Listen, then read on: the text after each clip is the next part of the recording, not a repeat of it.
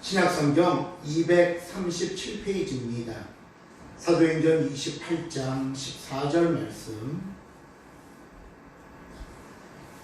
찾으신 줄 알고 제가 봉독해 드립니다.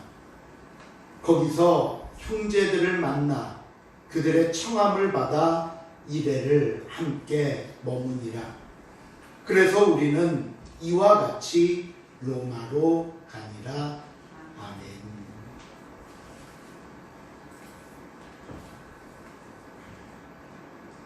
가이사랴를 출발해 로마로 가던 바울과 이레는 뜻하지 않은 풍랑을 만나 바다 한가운데서 표류하게 됩니다. 그 시간이 얼마쯤 흘렀을까요? 또 기존의 항로에서 얼마나 벗어났을까요?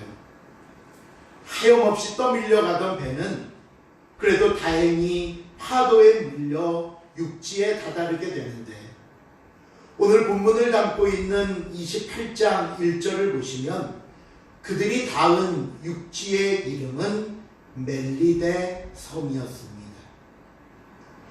앞에 지도를 보시면 그 섬의 위치가 나오는데요, 바로 여러분 지도 왼편 제일 마지막에 여기 파란 네모 박스를 친 곳에 멜리데 섬이라는 곳이 자리 잡고 있습니다.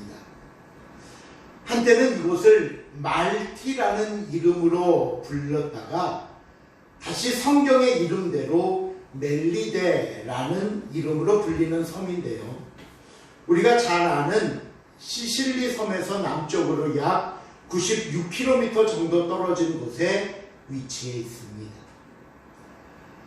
배에 탔던 사람들이 그 거센 풍랑 속에서 구원을 받았다는 것은 정말 말로 다 할 수 없는 기적임에 틀림없습니다.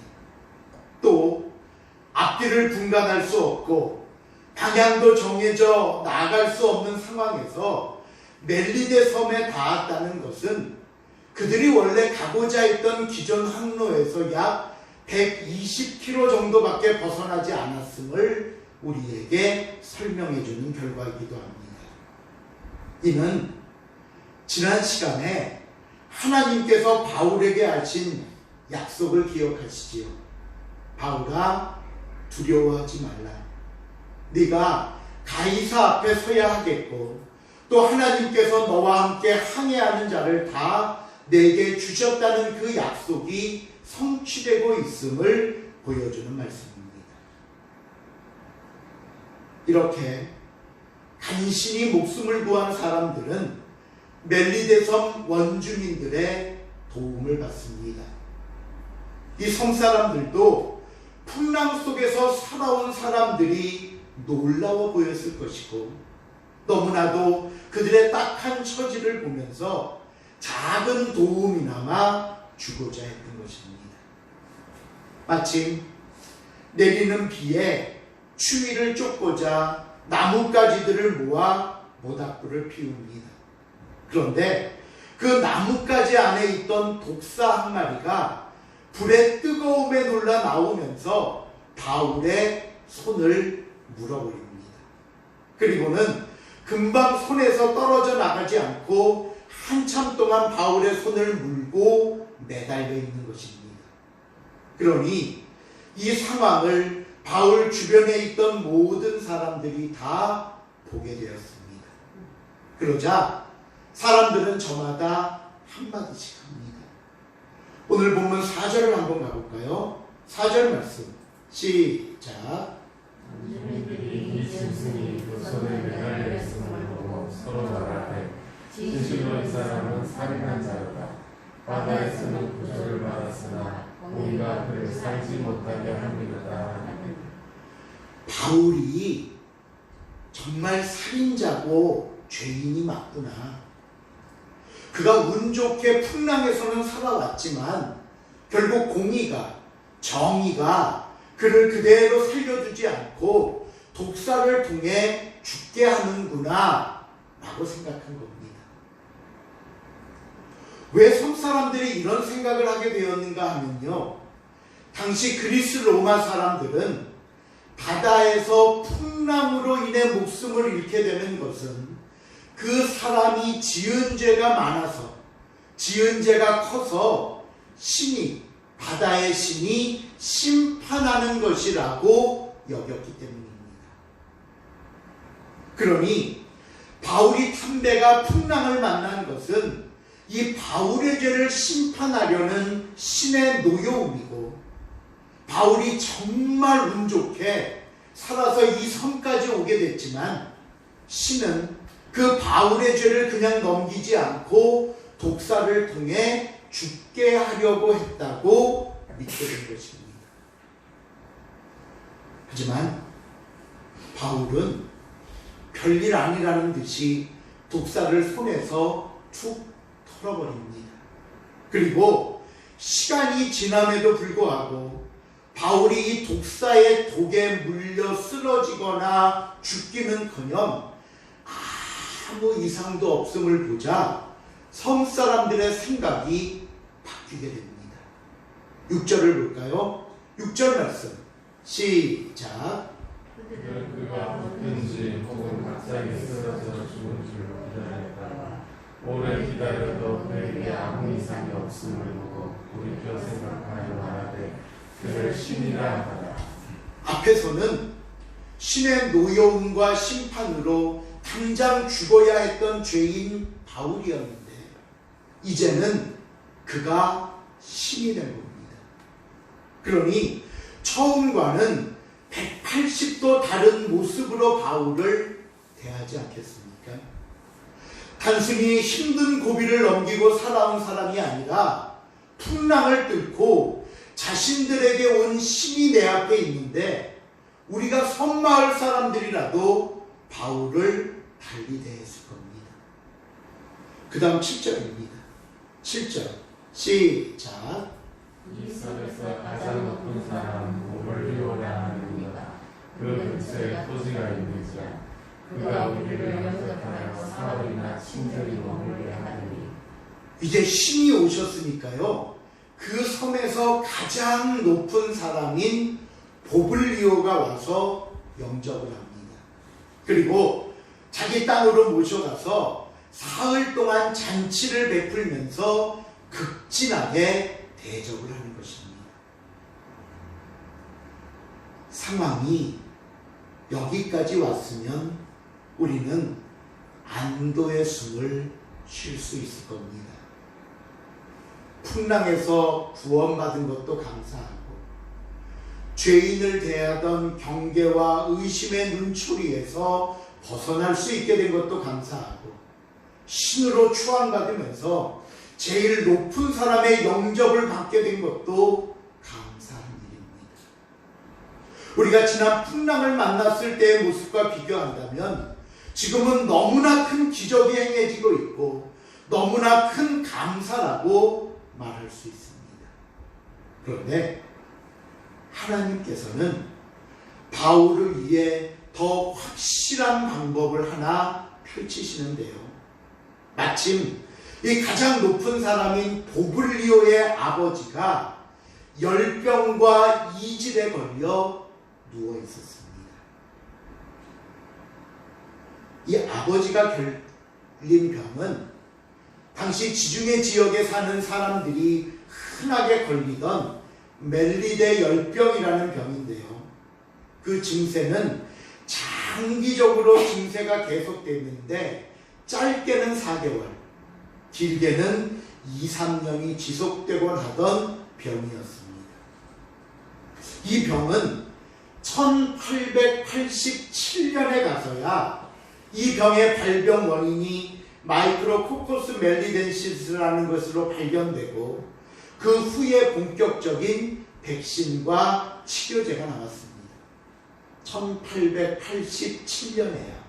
그러니 바울 때는 그저 손도 못 써보고 꼼짝없이 당하고만 있어야 했던 병입니다. 환자를 본 바울이 아버지에게 안수하고 기도하자 그 병들이 깨끗하게 낫게 되었습니다.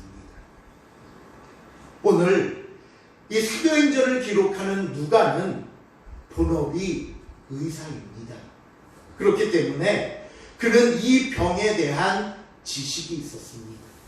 그러니 본인이 알고 있는 의학 상식으로 이 병이 이렇게 한순간에 나았다는 것은 기도와 안수를 통해 베풀어 주신 하나님의 은혜요 기적임을 알려주고 싶었던 겁니다. 더군다나 이 기적을 베푼 상대가 누군지 다시 한번 생각해 보십시오. 섬에서 가장 높은 사람의 아버지입니다. 그렇다면 예전에 우리 그냥 흔히 하던 말로 이 정도 상황이 됐으면 게임이 끝난 겁니다. 게임 끝난 거예요. 그 다음 일들은 더 들어볼 필요도 없습니다. 더군다나 부블리오의 아버지뿐만 아니라 섬에 있던 다른 여러 종류의 병자들도 바울에게 와서 기도받고 병고침을 받았습니다. 그러니 부블리오 입장에서 생각해 보세요. 자신의 아버지도 고쳐졌고 자신의 섬 마을 사람들의 병까지 다 고칠 수 있게 되었으니 더 이상 무슨 말이 필요하겠습니까? 이 모든 일들의 결과로 성경은 우리에게 이런 말을 전해줍니다. 10절 11절에 보면요, 후한 예로 아주 풍성한 예의를 갖추고 우리를 대접하고 떠날 때에 우리 쓸 것을 배에 실었더라. 바울과 일행이 섬에 머문 지 석 달 후에 우리가 그 섬에서 겨울을 난 알렉산드리아 배를 타고 떠나니 바울과 일행 그리고 그 배에 함께 탔던 276명 모두 그 섬에서 석 달을 보낼 수 있었고 다시 로마로 갈 때는 충분한 분량의 음식과 생필품을 제공받을 수 있었습니다. 여러분, 여기서 우리는 항상 저와 여러분을 도우시는 하나님의 모습을 발견하게 됩니다. 때로는 아는 사람 하나 없고 때로는 나를 도와줄 사람 하나 없는 곳이라 할지라도 하나님께서는 항상 우리와 함께 계신다는 사실을 잊지 마시길 바랍니다. 언제 어디서든지 나 혼자인 적은 없습니다. 항상 하나님께서 함께 하십니다. 그러기에 호람데오라는 말이 있습니다. 이는 하나님 앞에서라는 의미입니다. 우리가 알든지 모르든지 깨닫든지 깨닫지 못하든지 우리의 모든 삶과 시간은 하나님 앞에서 펼쳐지고 있는 겁니다. 그러기에 여러분 걱정하지 마십시오. 미리 좌절하거나 낙심하지 마십시오.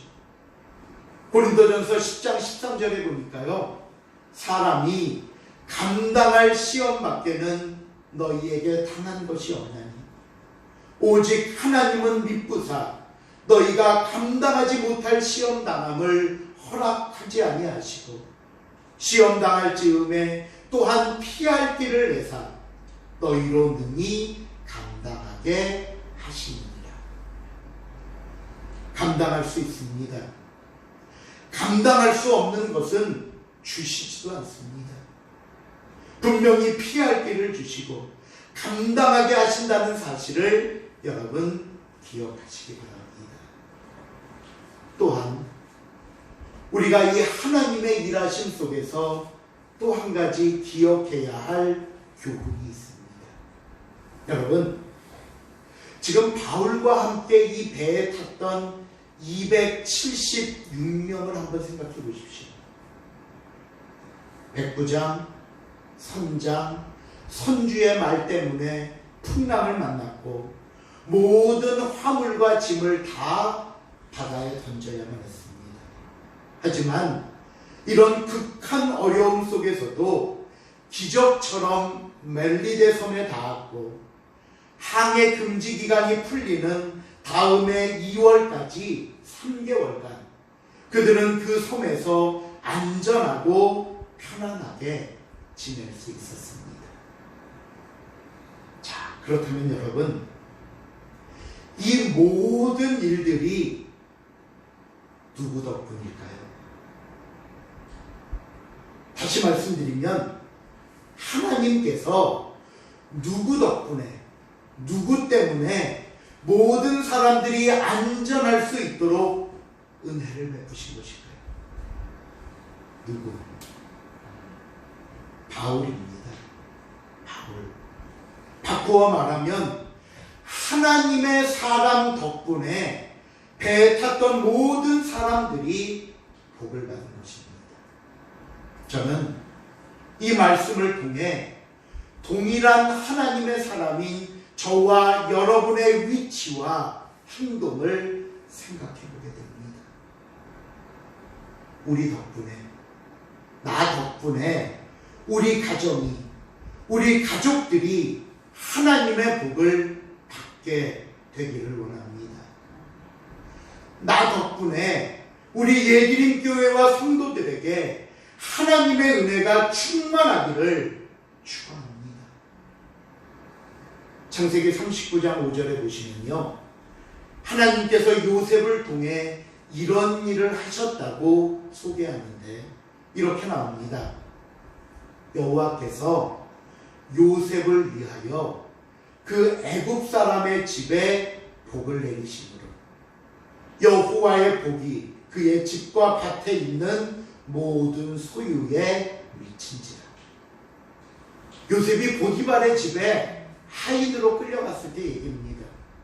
보디발이 예뻐서가 아니라 애굽 사람들이 좋아서가 아니라 거기 요셉이 있다는 이유로 하나님이 그 집을 복주셨다는 거예요. 여러분, 오늘 저와 여러분은 이 요셉처럼, 이 바울처럼 저와 여러분이 하나님의 사람인 덕분에 내가 속한 모든 곳에서 내가 만나는 모든 사람들에게 하나님의 은혜와 복이 충만하게 임하기를 다시 한번 주님의 이름으로 축원을 드립니다.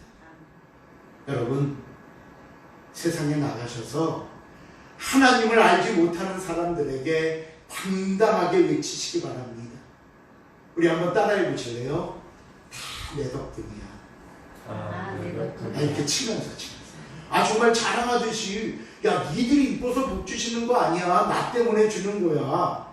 자, 다시 한번, 다 내 덕분이야. 내 덕분이야.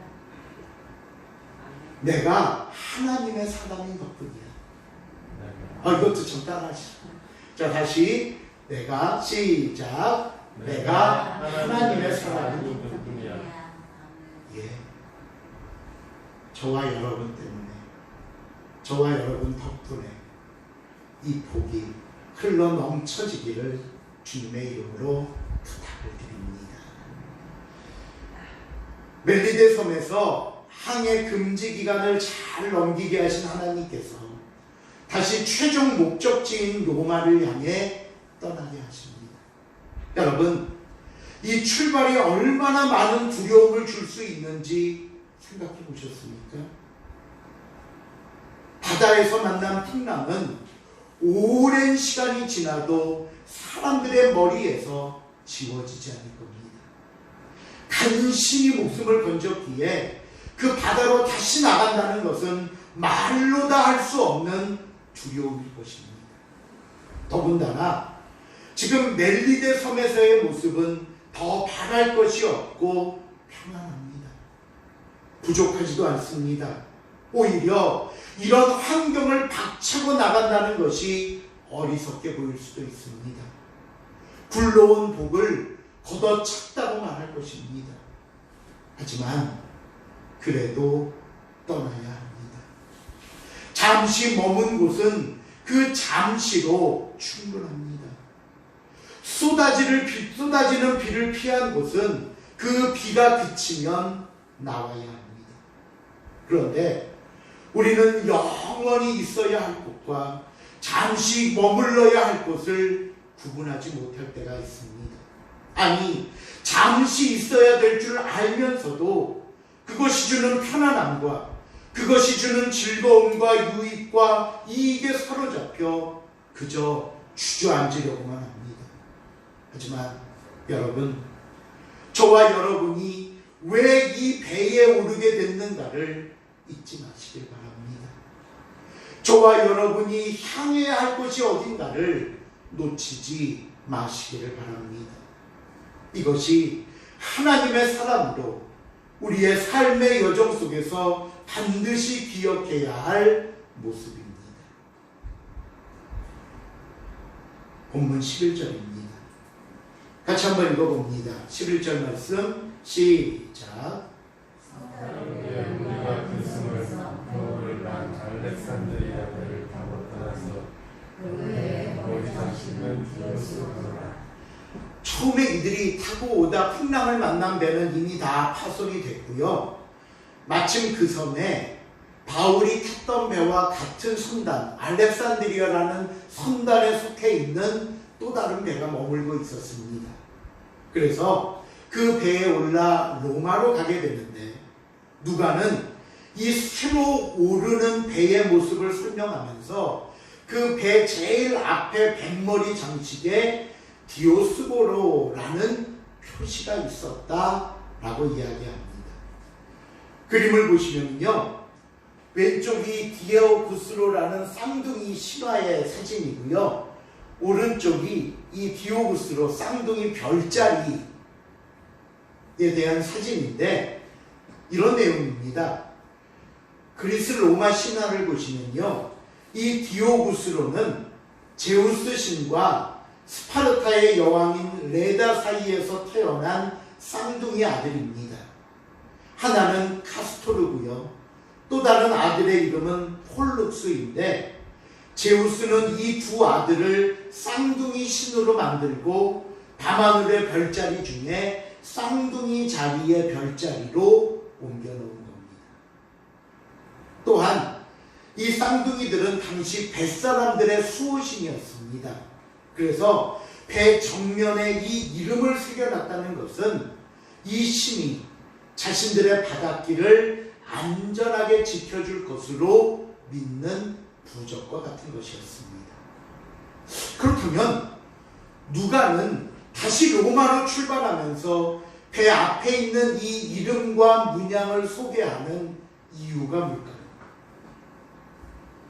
그것은요, 바다를 다스리고 풍랑을 잔잔하게 하며 사람의 생사화복을 주관하시는 분은 오직 하나님 한 분뿐임을 강조하고 싶었던 겁니다.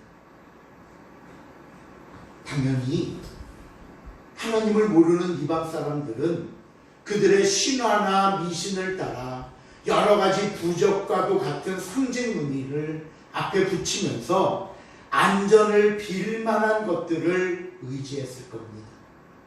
하지만 하나님의 자녀들인 저와 여러분은 오직 하나님뿐이라는 사실을 잊지 않고 기억해야 할 것입니다. 여러분, 풍랑이 칠수록 하나님뿐입니다. 바람이 거세고 파도가 흉흉할수록 하나님뿐입니다. 오늘 이 가르침을 절대로 잊지 마시기를 바랍니다. 이제 멜리데 섬을 떠난 바울은 로마를 향해 갑니다. 지도를 한번 볼까요?